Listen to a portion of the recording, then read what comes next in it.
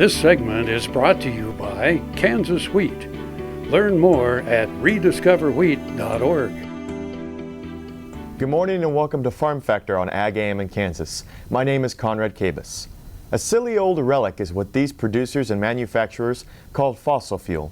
Today's show is all about alternative fuel sources. Alternative fuels are derived from resources other than petroleum. There's a big push to produce these domestically, reducing our dependence on foreign oil. Today's show will primarily focus on alternative fuels that are derived from renewable sources or fuels that are produced through less pollution than gasoline or diesel.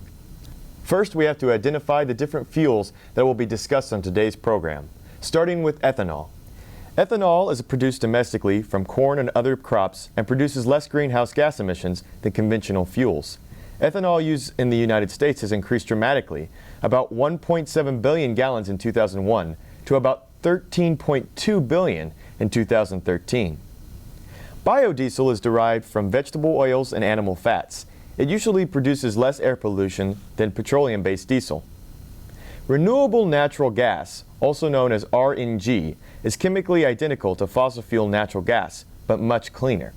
RNG made from biogases that are emitted as organic wastes that break down in airless environments. RNG is produced from a variety of biomass and/or biogas sources, including landfill gas, solid waste, municipal wastewater, and agricultural manure. Recently, Farm Factor traveled to Topeka, Kansas to the Kansas Energy Conference. The conference was held in Topeka at the Kansas Expocentre and the Capitol Plaza Hotel in late September.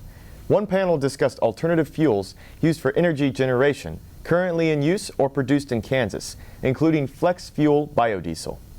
Basically, flex fuel vehicles are like any other typical or what you would consider a normal vehicle. The difference would be you can use traditional fuel sources or what we call flex fuel or the biodiesel, biofuels that are out there. So there's no difference in their performance. You can just go to your normal gas station or fuel station and it will give you the difference there. There's usually a slight difference in price.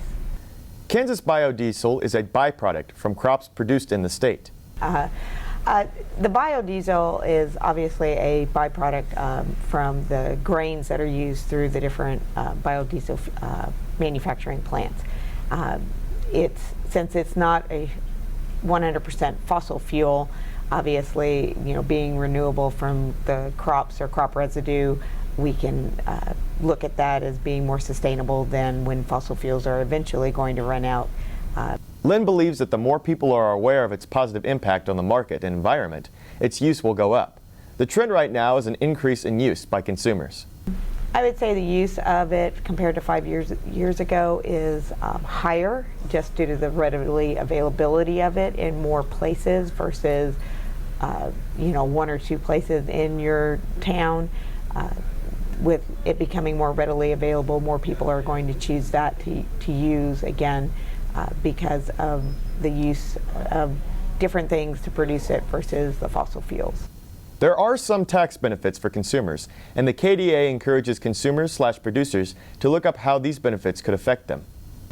The tax advantages are out there. You would just have to research to find which ones apply to you directly.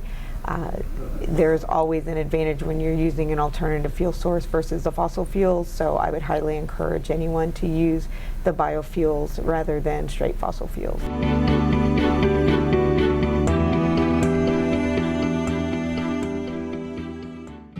This hog is head over hoof for meal made from U.S. soybeans. Now, one hog isn't that impressive, but suppose we add another, and another, and another. Before long, you've got billions of hungry customers around the world all clamoring for the same thing. Our soybeans. Learn more about the billion-dollar appetite of animal agriculture at BeyondTheElevator.com. Brought to you by America's soybean farmers and their checkoff.